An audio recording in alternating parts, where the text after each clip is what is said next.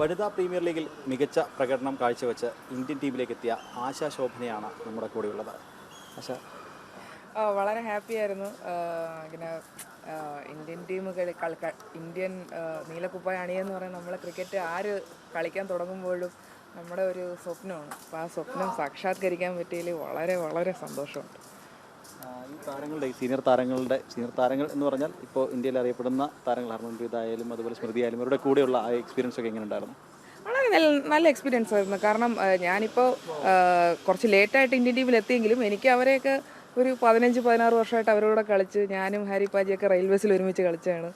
പിന്നെ സ്മൃതിനെ വളരെ വർഷങ്ങളായിട്ട് അറിയാം. അപ്പോൾ അതുകൊണ്ട് തന്നെ എനിക്ക് അങ്ങനെ ടീമുമായിട്ട് ഇങ്ങനെ ജെല്ലാവാൻ അത്ര ടൈമൊന്നും എടുത്തില്ല. കാരണം നമ്മളെല്ലാവരും നേരത്തെ തന്നെ ഡൊമസ്റ്റിക് ലെവലിൽ ഒരുമിച്ച് കളിക്കുന്നവരായതുകൊണ്ട് തന്നെ നല്ല ഒരു ടീം അറ്റ്മോസ്ഫിയർ ആയിരുന്നു. നല്ലൊരു എക്സ്പീരിയൻസ് ആയിരുന്നു. നല്ലൊരു എന്താ പറയുന്നത്, എല്ലാവരും നല്ല ഒരു ഒത്തൊരുമയൊക്കെ ഉണ്ടായിരുന്നു. ഭയങ്കര ഇഷ്ടപ്പെട്ടു. ഇപ്പോൾ ഒരു 30 വയസ്സ് കഴിഞ്ഞതിന് ശേഷമാണ് ഇന്ത്യൻ ടീമിലേക്ക് എത്തുന്നത്. അതൊരു വലിയൊരു സ്വപ്നം സാക്ഷാത്കരിച്ചിരിക്കുകയല്ലേ? പിന്നെ പല ആൾക്കാരും ഒരു 28-30 വയസ്സ് വരുമ്പോൾ, എസ്പെഷ്യലി വിമൻ ക്രിക്കറ്റിൽ കളി നിർത്തേണ്ട ഒരു ഇനി നിർത്താം, ഇനി ഹോപ്പൊന്നുമില്ല എന്ന് പറയുന്ന ഒരു സമയത്താണ് എനിക്ക് തോന്നുന്നത് അതെൻ്റെ ഒരു എന്താ പറയുന്ന ഒരു മെൻ്റൽ ടഫ്നെസ് തന്നെയാണ്. ഞാൻ കൂടുതലും ക്രിക്കറ്റ് കളിക്കുമ്പോഴും ഞാൻ കൂടുതലും എൻ്റെ മൈൻഡ് ഉപയോഗിച്ചാണ് കളിക്കുന്നത്. അപ്പോൾ അതുകൊണ്ട് തന്നെ ഞാൻ നല്ല ടഫായിരുന്നു. ഒരിക്കലും അങ്ങനെ വിട്ടുകളയാൻ പാടില്ല എന്ന് എനിക്കൊരു വാശിയുണ്ടായിരുന്നു. എനിക്കത് ചെയ്തേ പറ്റുള്ളൂ എന്നുള്ളൊരു വാശിയുണ്ടായിരുന്നു. ഇപ്പോൾ കേരളത്തിൽ നിന്നാണെങ്കിൽ മിന്നുമണി, ആശ, അതുപോലെ സജ്ന, അതുപോലെ ഒരു പിടി വനിതാ താരങ്ങൾ ഇന്ത്യൻ ടീമിലേക്ക് എത്തുന്നുണ്ട്. അപ്പോൾ ഇനിയും താരങ്ങൾ വളർന്നു വരാനുള്ള സാധ്യതയുണ്ടോ? ഒരുപാട് താരങ്ങൾ വരാൻ വളരെ സാധ്യതയുണ്ട്. കാരണം എന്ന് വെച്ചാൽ കേരള ക്രിക്കറ്റ് അസോസിയേഷൻ വിമൻ ക്രിക്കറ്റിൽ അത്രമാത്രം എഫേർട്ട് എടുത്തിട്ടുണ്ട്. അതിൻ്റെ ഒരു ഫലമാണ് ഞാൻ തന്നെ ഇവിടെ നിൽക്കുന്നത്. കാരണം എൻ്റെ അണ്ടർ-16 മുതൽ ഞാൻ ഇവിടെയാണ് കളിക്കുന്നത്. എൻ്റെ 16 വയസ്സ് മുതൽ ഞാൻ KCAക്ക് വേണ്ടിയാണ് കളിച്ചത്. അവിടെ നിന്നാണ് ഞാൻ അണ്ടർ-19 ഇന്ത്യ ക്യാമ്പ് എത്തിയത്. പിന്നെ 2011-12 ഇന്ത്യ എ കളിച്ചത്, 2018 ഇന്ത്യ എ കളിച്ചത്. അതെല്ലാം കേരളത്തിൽ നിന്ന് കളിച്ച് തന്നെയാണ്. അപ്പോൾ അതുകൊണ്ട് തന്നെ വിമൻ ക്രിക്കറ്റിൽ KCA അത്രയ്ക്ക് എഫേർട്ട് ഇടുന്നുണ്ട്. അതിൻ്റെ ഫലമാണ് ഇപ്പോൾ നജില CMC ഇപ്പോൾ അണ്ടർ-9 ഇന്ത്യ കളിച്ചു. അത് കഴിഞ്ഞ് ഇപ്പോൾ അണ്ടർ-23 ഇന്ത്യ ക്യാമ്പിലാണ്. അതുപോലെ തന്നെ പല ഡിസ്ട്രിക്റ്റുകളിൽ നിന്നും പല പ്ലെയേഴ്സും നാഷണൽ ലെവലിൽ വരുന്നുണ്ട്. അപ്പോൾ അവർക്കൊക്കെ ഇനി അടുത്ത WPL ഇന്ത്യയിലൊക്കെ അവർക്കൊക്കെ വരാൻ പറ്റും. വളരെ ഇപ്പോൾ ഞാൻ നജിലയുടെ പേര് പറഞ്ഞത് ഒരാൾ ഓൾറെഡി ഇന്ത്യ ക്യാമ്പിലുള്ളതുകൊണ്ട്. അതുപോലെ തന്നെ പല സ്ഥലത്തും പല പ്ലെയേഴ്സ് ഉണ്ട്. ഇനി അവരെന്തായാലും വരും ഉറപ്പായിട്ടും. എനിക്ക് തോന്നുന്നു അടുത്തൊരു 5 വർഷത്തിൽ ഒരു 3-4 പ്ലെയേഴ്സിനെയും കൂടെ നമുക്ക് ആ ഒരു ഇൻ്റർനാഷണൽ സ്റ്റാൻഡേർഡിൽ കാണാൻ പറ്റും. അപ്പോൾ ഇന്ത്യൻ ടീമിൽ എത്തുക എന്നുള്ള വലിയൊരു സ്വപ്നമായിരുന്നത് യാഥാർത്ഥ്യമായി. ഇനി എന്താണ് മുമ്പോട്ടുള്ള പദ്ധതികൾ, പ്ലാനുകൾ? വേൾഡ് കപ്പ് ടീമിൽ ഉണ്ടായിരിക്കണം. വേൾഡ് കപ്പിൽ ഇന്ത്യ ജയിക്കണം, അതിലൊരു ഭാഗമായിരിക്കണം. അത് വല്ലാത്തൊരു സ്വപ്നമായിരിക്കും. അത് നടക്കാനാണ് എൻ്റെ പ്രാർത്ഥന. അപ്പോൾ എന്തായാലും വനിതാ പ്രീമിയർ ലീഗിൽ, വുമൻസ് പ്രീമിയർ ലീഗിൽ നിന്നും ഇന്ത്യൻ ടീമിലെത്തി. ഇന്ത്യൻ ടീമിൽ കളിച്ചാൽ മാത്രം പോരാ, ഇന്ത്യയുടെ ലോകകപ്പ് ടീമിൽ കളിക്കണം. ഇന്ത്യ കപ്പ് ഉയർത്തുന്ന ആ ടീമിൽ ഉണ്ടാവണം എന്ന സ്വപ്നവുമായാണ് ആശ മുന്നോട്ട് പോകുന്നത്.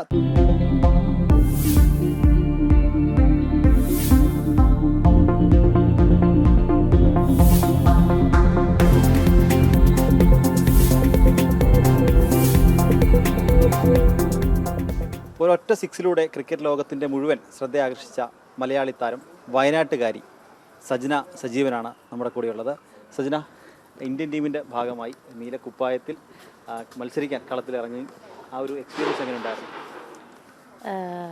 ആക്ച്വലി WPL നിന്ന് തന്നെ ഓൾമോസ്റ്റ് അതിലേക്കുള്ള പ്രിപ്പറേഷനായിട്ടെല്ലാം കിട്ടിയിരുന്നു. കാരണം ആ ഒരു സിറ്റുവേഷൻ, മാച്ചിൻ്റെ സിറ്റുവേഷൻ, വലിയ വലിയ ആൾക്കാരെ കാണുക, എസ്പെഷ്യലി ഹർമന്ദീനെ പോലുള്ള ലെജൻഡിൻ്റെ ക്യാപ്റ്റൻസിയിൽ വർക്ക് ചെയ്യുക. അപ്പോൾ ശരിക്കും ആദ്യം പറഞ്ഞ പോലെ തന്നെ ആ ഒരു 6 ആണ് എന്നെ ഇന്ത്യൻ ടീമിലേക്ക് എത്തിച്ചത്. അപ്പോൾ വലിയ പ്രഷറും കാര്യങ്ങളൊന്നും ഇല്ലായിരുന്നു. WPL-ൽ ഒരുവിധം എല്ലാ ലെജൻസിൻ്റെയും കൂടെ ഇടപഴകിയത് കൊണ്ട് തന്നെ ആ ഒരു പ്രഷറും കാര്യങ്ങളൊന്നും ഇല്ലായിരുന്നു. പിന്നെ അറിയാം ഒരു ടീമിനെ എങ്ങനെ കൊണ്ടുപോകണം എന്നുള്ള വ്യക്തമായ ധാരണയുള്ള ക്യാപ്റ്റനാണ് ഹർമന്ദി. അതേപോലെ സ്മൃതി ആണെങ്കിലും ബാക്കിയുള്ള ടീംമേറ്റ്സ് എല്ലാവരും ആണെങ്കിലും ഒരു എന്താ പറയുക, മുൻപ് ഡൊമസ്റ്റിക്കിലൊക്കെ കണ്ടതുകൊണ്ട് തന്നെ അധികം നമ്മൾ ഇൻട്രാക്ട് ചെയ്യാനും കോമഡി പറയാനും എല്ലാവരും ഒരുമിച്ച് തന്നെ ഉണ്ടായിരുന്നു. അപ്പോൾ ആ ഒരു പ്രഷർ ഒരിക്കലും ഫീൽ ചെയ്തിട്ടില്ല. ബട്ട് ഇന്ത്യൻ ജേഴ്സി കിട്ടുമ്പോൾ ആ ഒരു ഫീൽ മാത്രമായിരുന്നു WPL-ൽ നിന്ന് എന്താ പറയുക ഒരു പടി മുന്നിൽ നിന്ന്.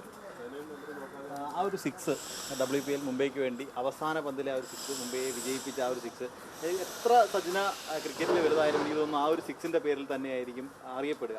അപ്പോൾ ആ ഒരു 6 അടിച്ചതിന് ശേഷം ഉണ്ടായിരുന്ന മനസ്സിൽ തോന്നിയ ആ ഒരു എന്താ എക്സ്പീരിയൻസ് ആയിരുന്നു? ശരിക്കും മുംബൈൻ്റെ പ്രാക്ടീസ് സെഷനിൽ തന്നെ അവർ എനിക്ക് വ്യക്തമായിട്ടുള്ള എൻ്റെ റോൾ എന്താ എന്ന് പറഞ്ഞ് മനസ്സിലാക്കി തന്നിട്ടുണ്ടായിരുന്നു. പ്രാക്ടീസ് ചെയ്യുന്ന സമയത്താണെങ്കിലും സജന ഒരു ഫിനിഷർ എന്ന രീതിയിൽ തന്നെ പ്രാക്ടീസ് ചെയ്യണമെന്നും കിട്ടുന്ന ബോളുകളെല്ലാം ഹിറ്റ്, മാക്സിമം ഒരു 5 ബോളാണെങ്കിൽ 10 റൺ അല്ലെങ്കിൽ 10 ബോളാണെങ്കിൽ 20 റൺ, അപ്പോൾ കുറച്ച് ബോളും ഒരുപാട് റൺസും അടിക്കാനുള്ള രീതിയിൽ പ്രിപ്പയർ ചെയ്യണമെന്ന് തന്നെയായിരുന്നു പറഞ്ഞുകൊണ്ടത്. അപ്പോൾ പ്രാക്ടീസിലാണെങ്കിൽ തന്നെ നെറ്റ്സിൽ പോകുമ്പോൾ ഞാൻ ആദ്യ ബോൾ മുതൽ തന്നെ ഹിറ്റ് ചെയ്ത് തന്നെയാണ് തുടങ്ങുക. അപ്പോൾ ആ ഒരു പ്രാക്ടീസ് എനിക്കത് ഉപകാരപ്പെട്ടു. ബട്ട് ഫസ്റ്റ് മാച്ച് തന്നെ, ഒരു ഡെബ്യൂ മാച്ച് തന്നെ ഒരു ബോളാണ് കിട്ടിയത്, 5 റണ്ണാണ് ജയിക്കാൻ വേണ്ടത്. അപ്പോൾ ആ ഒരു ഇത്രയും വലിയൊരു പ്ലാറ്റ്ഫോമിൽ എനിക്ക് ചെയ്യാൻ പറ്റുമോ, എന്നെക്കൊണ്ട് പറ്റുമോ എന്നുള്ള ഒരു ചെറിയ ടെൻഷനും ഇതെല്ലാം ഉണ്ടായിരുന്നു. ഒരു പ്ലെയർ എന്ന നിലയിൽ ആ ഒരു എന്താ പറയുക, ഉള്ളിൽ നിന്നുള്ള ഒരു ബട്ടർഫ്ലൈസ് ഒക്കെ ഉണ്ടായിരുന്നു. ബട്ട് ആ ഒരു സിറ്റുവേഷനിൽ എനിക്കതങ്ങനെ ചെയ്യണമെന്നും ഈ ഒരു എന്താ പറയുക 6 അടിച്ചാൽ ഇതെൻ്റെ കരിയറിലേക്കുള്ള നെക്സ്റ്റ് ഒരു എന്തായിരിക്കും, എനിക്കൊരു ചവിട്ടുപടിയായിരിക്കും, നെക്സ്റ്റ് ലെവലിലേക്ക് പോകാനുള്ള ചവിട്ടുപടിയായിരിക്കും, ഇനിയൊരു അവസരം കിട്ടില്ല എന്നുള്ള വ്യക്തമായിട്ടുള്ള ബോധ്യം എനിക്കുണ്ടായിരുന്നു. സോ അതുകൊണ്ടാണ് ഞാനത് ചെയ്തത്. കാരണം എനിക്ക് എന്നെ പ്രൂവ് ചെയ്തേ മതിയാവും. ഇങ്ങനൊരു സ്ഥലത്ത് എനിക്ക് എന്നെ പ്രൂവ് ചെയ്യാൻ പറ്റിയില്ലെങ്കിൽ പിന്നെ എനിക്കൊരു അവസരം ദൈവത്തിന് തരില്ല. സോ അതുകൊണ്ടാണ് ഞാൻ അതിനുവേണ്ടി പോയത്. അപ്പോൾ ആ ഒരു പ്രിപ്പറേഷൻ മുംബൈയിൽ നിന്ന് തുടങ്ങിയതാണ്. പിന്നെ ഏറ്റവും വലുത് ഇവിടുന്ന് ട്രിവാൻഡ്രത്തു നിന്നാണ് ഞാൻ പ്രാക്ടീസ് ചെയ്ത് പോയത്, എൻ്റെ കോച്ച് രാജഗോപാൽ സാർ. അപ്പോൾ സാറ് തന്ന ആ ഒരു വിശ്വാസവും സാറ് തന്ന ആ ഒരു ശക്തിയാണ് ശരിക്കും പറഞ്ഞാൽ ആ ഒരു 6 അടിക്കാൻ എന്നെ കൊണ്ട് പറ്റുന്നുള്ള ആ ഒരു കോൺഫിഡൻറ്റ് എനിക്ക് തന്നു. ആ ഒരു ഹിറ്റ്, ആ ഒരു ബിഗ് ഹിറ്റ് എന്ന് പറഞ്ഞാൽ ഇപ്പം മുംബൈക്ക് വേണ്ടി പൊള്ളാടൊക്കെ ഇറങ്ങി അവസാന ഓവറുകളിൽ ഇങ്ങനെ തകർത്തടിക്കുന്ന അതുപോലെ. അപ്പോൾ സജിന ഇറങ്ങി വന്ന സമയത്ത് നമ്മൾ വീഡിയോയിൽ കണ്ട സമയത്ത് ഒരു കോൺഫിഡൻസ് ലെവൽ ഭയങ്കരമായിരുന്നു. സജിന തന്നെ അതിന് ശേഷം അതിങ്ങനെ ഇല്ലായിരുന്നു, വേറെ എന്തൊക്കെ ആലോചിച്ച് വന്നിരുന്നു എന്നൊക്കെ പറഞ്ഞിട്ടുണ്ട്. അപ്പോൾ ആ ഇറങ്ങി വരുന്ന വരവ്, കാരണം ഒരു പന്ത് മാത്രമാണ് ബാക്കിയുള്ളത്, 5 റൺസ് ടീമിന് ജയിക്കാൻ വേണം. അപ്പോൾ ഇറങ്ങി വന്ന വരവിൽ സജിന എന്തൊക്കെയാണ് ആലോചിച്ചത്, അല്ല എന്ത് ഓർത്തിട്ടാണ് വന്നത്? ശരിക്കും കോച്ചസും ആരും എൻ്റെ അടുത്തൊന്നും പറഞ്ഞിട്ടില്ലായിരുന്നു. ഒരു ബോളിൽ 6 റണ്ണ്, ഞാൻ പാഡ് കെട്ടി അവിടെ പ്രിപ്പയർ ആയിരുന്നു, ഞാൻ വാമപ്പൊക്കെ ചെയ്ത് നിൽക്കുന്നു. ഇറങ്ങി പോകുന്ന സമയത്ത് എനിക്കറിയായിരുന്നു ആ ഒരു ബോഡി ലാംഗ്വേജ് നമ്മൾ ഒരുപാട് നമ്മൾ കാണുമ്പോൾ, ഒരാൾ കാണുമ്പോൾ, ഇപ്പോൾ ഒരുപാട് ആൾക്കാർ പറഞ്ഞു സജനേൻ്റെ ആ നടത്തത്തിൽ ആ കോൺഫിഡൻറ്റ് ഉണ്ടായിരുന്നു. ബട്ട് അത് ഞാൻ ക്രിയേറ്റ് ചെയ്തതാണ്. ബട്ട് പ്രഷർ ഉണ്ടെങ്കിൽ കൂടെ നമ്മളത് കാണിക്കാൻ പാടില്ല.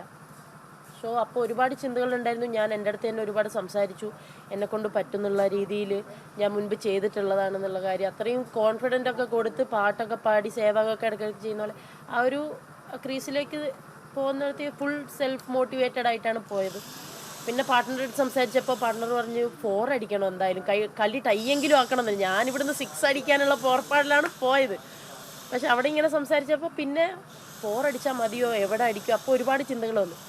പിന്നെ ലാസ്റ്റ് ഈ ഒരു മിനിറ്റ് അല്ലെങ്കിൽ ഒരു 30 സെക്കൻഡിൻ്റെ ഉള്ളിൽ നടക്കുന്ന കാര്യങ്ങളാണ് ഇതൊക്കെ, ഒരുപാട് ചിന്തകൾ. പിന്നെ ഞാനൊന്നും നോക്കിയില്ല, ബോൾ നോക്കുക, ബോള് പൊങ്ങിയാലും എവിടെ പൊന്തിയാലും ബോളിനെ നോക്കുക, ബോളിൻ്റെ അടുത്ത് പോവുക, ത്രൂ ദ ലൈൻ അടിച്ചോളുക. പണ്ടത്തെ ഇതാണെങ്കിൽ നമ്മൾ കണ്ണങ്കളിയിൽ വെട്ടുമല്ലോ, നല്ല അടി, അതല്ല, ബോളിനനുസരിച്ച് അടിക്കുക എന്നുള്ളൊരു ഒറ്റ ലക്ഷ്യം ഉണ്ടായിരുന്നു. സോ കറക്റ്റ് അങ്ങനെ ഒരു ബോൾ വരുന്നതും ഞാൻ ആ ബോൾ കണ്ട് ആ ബോളിൻ്റെ ആ ഒരു ത്രൂ ലൈൻ അടിച്ചുകൊണ്ട് മാത്രമാണ് അതങ്ങോട്ട് പോകാൻ പറ്റിയത്. പക്ഷെ അത് ചെയ്യണം എന്നുള്ളൊരു പ്രിപ്പറേഷൻ ഇവിടുന്നേ തുടങ്ങിയതാണ്. മുംബൈ ഇന്ത്യൻസിൽ സജിനയ്ക്ക് കിട്ടിയ സ്പേസ് വളരെ വലുതാണ്. കാരണം അതിനുശേഷം ഇങ്ങോട്ട് നോക്കിയാൽ അവരുടെ സോഷ്യൽ മീഡിയയിൽ സജിനയുടെ സാന്നിധ്യം വളരെ വലുതായിരുന്നു.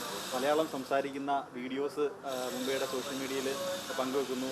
സജിനയുടെ കൂടുതൽ റീലുകൾ മുംബൈ ഇന്ത്യൻസ് പങ്കുവെക്കുന്നു. ആ ഒരു എക്സ്പീരിയൻസ് ഒക്കെ എങ്ങനെ ഉണ്ടായിരുന്നു?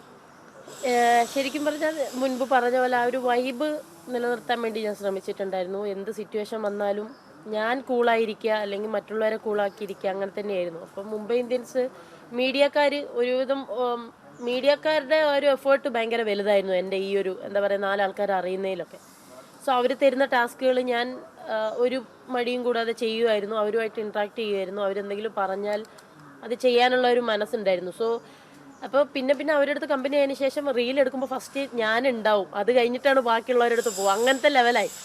സോ ഞാനും അത് എൻജോയ് ചെയ്യാൻ തുടങ്ങി. ഇപ്പോൾ എന്തെങ്കിലുമൊക്കെ മീറ്റിംഗ് കഴിഞ്ഞിട്ടാണെങ്കിലൊക്കെ ജസ്റ്റ് മൈൻഡ് ഫ്രീ ആവാൻ അവരുടെ അടുത്ത് പോയിട്ട് എന്തെങ്കിലും റീലും കാര്യങ്ങളും ടീമുമായിട്ട് ഇൻട്രാക്ട് ചെയ്യാനുള്ള അവസരമാണ്. സോ അത് മാക്സിമം ഞാൻ മുതലെടുക്കുകയാണ് ചെയ്തത്. കാരണം ആ റീൽസിലൂടെ മറ്റുള്ളവരുമായിട്ട് കൂടുതൽ ഇൻട്രാക്ട് ചെയ്യാനും അവരുടെ അടുത്ത് സംസാരിക്കാനും, അപ്പോൾ ആ ഒരു ഫ്രണ്ട്ഷിപ്പ് ബിൽഡ് ചെയ്യാനും എന്നെ വളരെയധികം സഹായിച്ചു. സോ ഭയങ്കര എൻജോയ് ചെയ്തു ആ ഒരു മൊമെൻറ്റ്. സജിന ഇന്ത്യൻ ടീമിലേക്ക് വരുന്ന സമയത്ത് കൂടെ മറ്റൊരു മലയാളി കൂടി ഇന്ത്യൻ ടീമിലേക്ക് വരുന്നുണ്ട്. സജിന ആദ്യമായി കേരളത്തിൽ കളിച്ച സമയത്ത് ഇതൊന്നും അതേ താരം തന്നെ ആശാ ശോഭനയായിരുന്നു കേരള ടീമിൻ്റെ ക്യാപ്റ്റൻ. അതുപോലെ ഇന്ത്യൻ ടീമിലേക്ക് വന്ന സമയത്തും ആശയും കൂടെ ഉണ്ടായിരുന്നു. എങ്ങനെയുണ്ടായിരുന്നു ആ ഒരു എക്സ്പീരിയൻസ്? വളരെയധികം സന്തോഷമുണ്ടായിരുന്നു. ശരിക്കും എന്നെക്കാൾ അല്ലെങ്കിൽ മിന്നുമണീനേക്കാൾ സജയനേക്കാളും മിന്നുമണീനേക്കാളും മുൻപ് ഇന്ത്യ കളിക്കേണ്ട ഒരു പ്ലെയറാണ് ആശ ചേച്ചി. ആശ് ചേച്ചിൻ്റെ ക്യാപ്റ്റൻസിയിലാണ് ആദ്യമായി ഞാൻ കേരള ജേഴ്സി അണിഞ്ഞ് മാച്ച് കളിക്കുന്നത്. അപ്പോൾ എന്നെ വളരെ എന്താ പറയുക അടുത്തും നന്നായിട്ടും അറിയുന്ന ആശി ചേച്ചിക്ക് എന്നെ വളരെ നന്നായിട്ട് അറിയാം. സോ ഇപ്പോൾ ആശി ചേച്ചിനെ പറ്റി പറയുകയാണെങ്കിൽ ഇതേപോലെ ലേറ്റായി ഇന്ത്യൻ ടീമിന് വേണ്ടി ജേഴ്സി അണിയുന്ന ഒരു കായിക താരവും അതേപോലെ ആദ്യമായിട്ട് WPL വുമൻസ് പ്രീമിയർ ലീഗ് കളിക്കുന്ന ആദ്യം മലയാളിയും ആശ ചേച്ചിയാണ്. സോ അതിൽ ഭയങ്കര അഭിമാനമുണ്ട്. ചേച്ചീൻ്റെ കൂടെ ജേഴ്സി അണിഞ്ഞ് ഒരേ ടീമിൽ, അതും ഇന്ത്യ, നമ്മൾ പണ്ട് ക്രിക്കറ്റ് തുടങ്ങിയപ്പോൾ മുതലേ നമ്മളുടെ ഒരു ആഗ്രഹമാണ് എന്താണ് ഗോളെന്ന് പറയുമ്പോൾ പ്ലേ ഫോർ ഇന്ത്യ, അങ്ങനെ തന്നെയായിരുന്നു. അപ്പോൾ ആ ഒരു ജേഴ്സിയിൽ ചേച്ചീൻ്റെ കൂടെ കളിക്കാൻ പറ്റിയത് വളരെ ഭാഗ്യമായിട്ട് കണക്കാക്കുന്നു. ഭയങ്കര സന്തോഷമുണ്ട്. ഇപ്പോൾ പറഞ്ഞു തന്നാൽ 3 മലയാളി താരങ്ങൾ ഇപ്പോൾ ഇന്ത്യൻ ടീമിലേക്ക് പുരുഷ ക്രിക്കറ്റിലേക്ക് നോക്കിയാൽ ശ്രീശാന്ത്, സഞ്ജു, ടിനു യോഹനാൻ, ഇങ്ങനെ 3 താരങ്ങൾ നമുക്ക് എടുത്തു പറയാൻ വഴിയുള്ളൂ. എന്നാൽ വനിതാ ക്രിക്കറ്റിലേക്ക് വന്നു കഴിഞ്ഞാൽ ഈ തൊട്ടടുത്ത കാലത്ത് തന്നെ ഈ 3 താരങ്ങൾ ഇപ്പോൾ ഉയർന്നു വന്നു. ഇനിയും കൂടുതൽ താരങ്ങൾ ഈ ഒരു വനിതാ ക്രിക്കറ്റിലേക്ക് വരാനുള്ള ഒരു സാഹചര്യം എങ്ങനെയാണ്?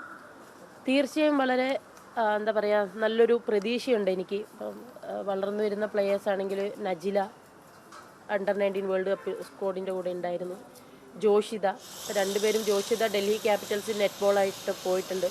ഒരുപാട് താരങ്ങൾ കേരള ക്രിക്കറ്റ് അസോസിയേഷനിൽ പ്രൊഡ്യൂസ് ചെയ്യാൻ അവർക്ക് സാധിക്കും. കാരണം ഈ ഒരു ലെവലിൽ ഞാൻ നിൽക്കുന്നുണ്ടെങ്കിൽ തീർച്ചയായും കേരള ക്രിക്കറ്റ് അസോസിയേഷൻ്റെയും അതേപോലെ വയനാട് ഡിസ്ട്രിക്ട് ക്രിക്കറ്റ് അസോസിയേഷൻ്റെ ഒക്കെ ഒരു സപ്പോർട്ട് കൊണ്ട് മാത്രമാണ്. അവരാണ് ഒരു ബിഗിനിങ്ങിൽ നമ്മൾ വന്നതിന് ശേഷം ഒരു പ്രൊഫഷണലായിട്ട് എങ്ങനെ ഒരു പ്ലെയറിന് വളർന്നു വരാം എന്നുള്ളൊരു ആ ഒരു ഐഡിയയും ആ ഒരു പ്രൊഫഷണൽ അപ്രോച്ചെല്ലാം കൊണ്ടുവന്നത് കേരള ക്രിക്കറ്റ് അസോസിയേഷൻ തന്നെയാണ്. സോ അവരിൽ നിന്ന് അവർ പറഞ്ഞ കാര്യങ്ങൾ നമ്മൾ ഫോളോ ചെയ്തുകൊണ്ടാണ് ഞങ്ങളിപ്പം ഇവിടെ നിൽക്കുന്നത്.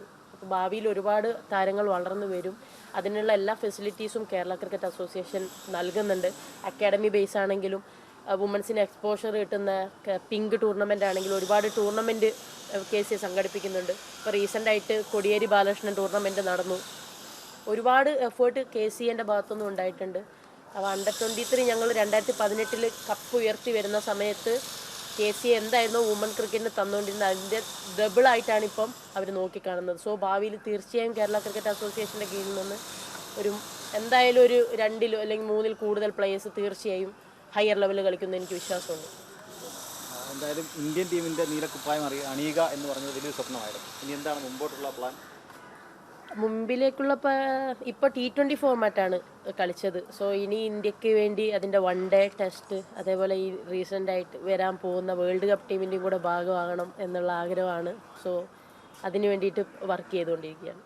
എന്തായാലും ആ ഒരു ആഗ്രഹങ്ങൾ, ആ ഒരു സ്വപ്നങ്ങളൊക്കെ നടക്കട്ടെ. എന്തായാലും ഇന്ത്യൻ ടീമിൽ നീലക്കുപ്പായത്തിൽ കളിച്ചു. ആ നീലക്കുപ്പായത്തിൽ മത്സരങ്ങൾ തുടർച്ചയായി കളിക്കാനുള്ള അവസരം സജനയ്ക്ക് ഉണ്ടാവട്ടെ എന്ന് ആശംസിക്കുകയാണ്. തിരുവനന്തപുരത്ത് നിന്നും ക്യാമറമാൻ രഞ്ജിത്ത് മോഹനൊപ്പം M. നിഖിൽ കുമാർ, ജനം.